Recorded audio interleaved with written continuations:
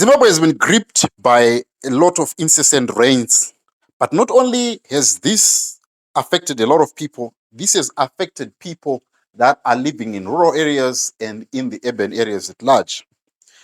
First, this video of a woman that is complaining about water in her house. Ndiri mumba izvozvi kutaura kwandakaita ndakamira ndiri mumba ndakamira mumba nyika yeZimbabwe ndakamira mumba mandinoti ndo mumba mana ndakarara nevana Secondly, a Honda Fit has been swept away in Gokwe when people were trying to cross a flooded bridge in Matanga in Gokwe. Very, very sad situation.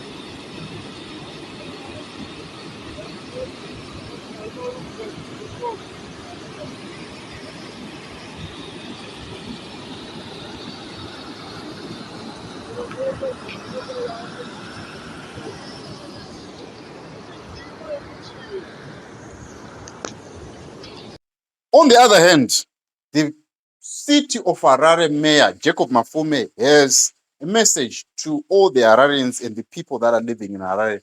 This is what he had to say about those people that are living in low-lying areas. Season's greetings to the citizens. We hope you had a Merry Christmas and wishing for a Happy New Year. The Civil Protection Unit has alerted the city to impending floods due to incessant rains. These are going to affect the low-lying areas, in particular Budiriro, Hopli, and other areas, and people who are situated in wetlands.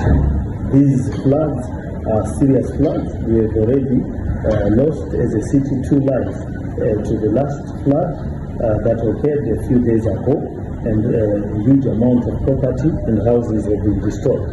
We have created 2 camps with the assistance of Civil Protection Unit. The camps are in Budiriro 3 Primary School and Kwazana 3 Primary School. We encourage those that are living in vulnerable areas to make their way towards those areas. There is food that has been provided for by the Civil Protection Unit, and as the city we have contributed to the gift through our own cattle farms. We will monitor the food situation there and continue to encourage people to move from low-lying areas to go to these protection centers. The rains are serious, they are devastating, and we encourage people to not move around unless necessary and keep alert so that we will not lose lives and other property. In conclusion, I would like to say we actually have a problem in the urbanization of our cities. Many of the people that are living in stands, in these settlements, a lot of things has not been considered. Wetlands are now allocated stands. People are staying in wetlands. One case in point that I can give you to those that know Prophet Makandiwa, if you go at his church, where the church was built, it is actually a wetlands. But however, maybe he has got the money and the structure to sustain that wetlands and make it habitable or make it to build a structure.